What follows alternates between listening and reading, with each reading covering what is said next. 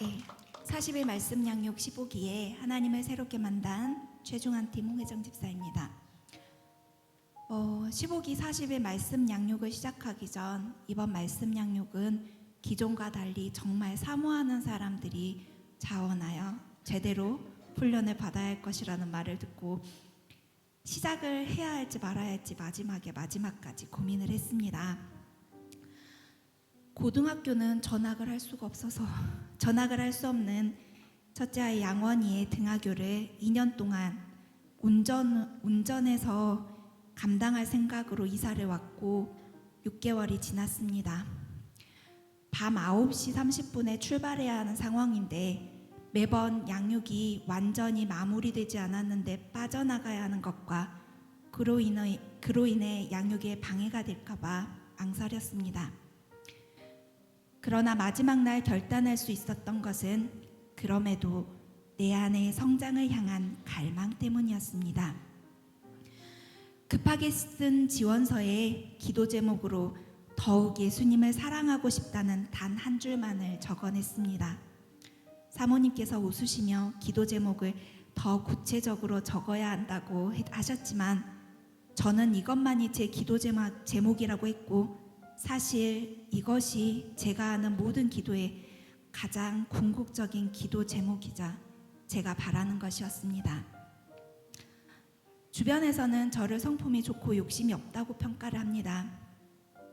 성령 충만하지 않을 때는 이 평가에서 비롯한 제 모습은 딱히 내게 해가 되지 않을 때 다른 사람의 잘못에 관여하지 않는 냉담한 배인주의적인 모습과 사랑 없이도 습관화된 종교생활로 나타납니다.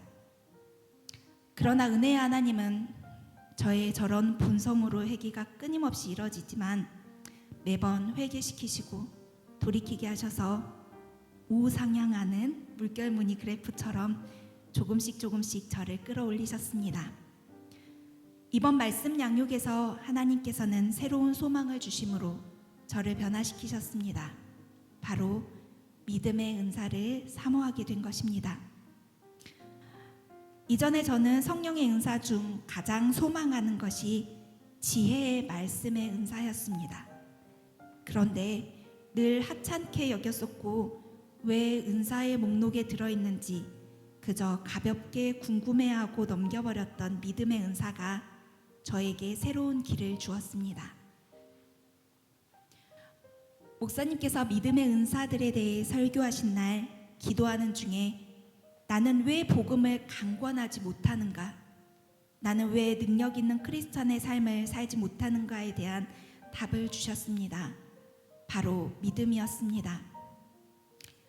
산을 옮기는 겨자씨만한 믿음이 저에게는 없었던 것을 알았습니다.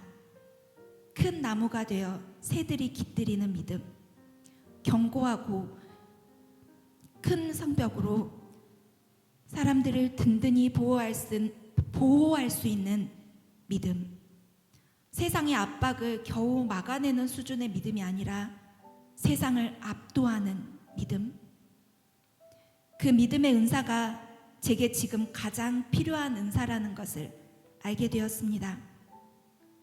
그래서 이제 저는 세상을 압도하는 믿음의 사람이 되어 10달란트를 남기는 주님의 증인이 되기를 기도합니다.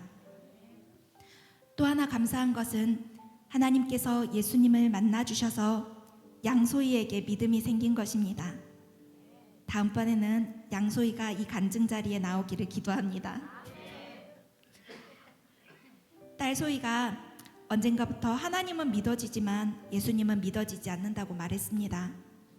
지난 겨울 킹덤 틴즈 캠프 때 울면서 기도하고 와서 혹시나 해서 물어보았더니 여전히 같은 말을 했습니다. 이번 40일 말씀 양육도 중간부터 듣게 되었는데 마지막 일주일 기도 중 예수님을 만났다고 했습니다. 그리고 이제는 예수님이 믿어진다는 말을 했습니다. 소희를 만나주신 예수님을 찬양합니다. 15기 말씀 양육 후 큐티와 기도로 그리고 성경 읽기로 기본을 다시 튼튼히 세우고 있습니다. 그게 너무 기본이라 무슨 결단이냐고 하실 수 있지만 기본이 튼튼해야 나머지가 가능하듯 저는 큐티와 기도와 성경 읽기의 기본에 하나님께서 믿음의 은사를 덧입히실 것을 확신합니다. 15기 말씀 양육을 이끌어 주신 목사님과 사모님께 감사드립니다. 함께 기도해 주신 집사님들도 감사합니다. 특별히 양소희와 양설이를 만나 주신 하나님 감사합니다. 또 감사의 제목은 새로운 집으로 이사를 준비하는 바쁜 중에서도 하나님의 크신 사랑을 받아 누리게 하심을 감사드립니다. 아멘.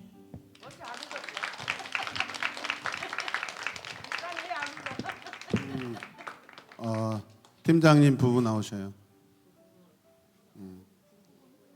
양수야 집사님 빨리 나오셔요.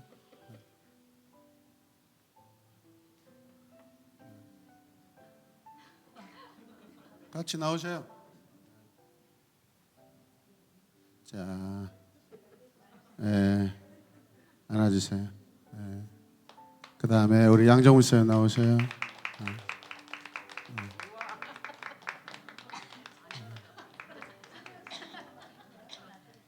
꽉 끌어안으니까 눈물이 막 짜져 나오는 것 같은데. 자.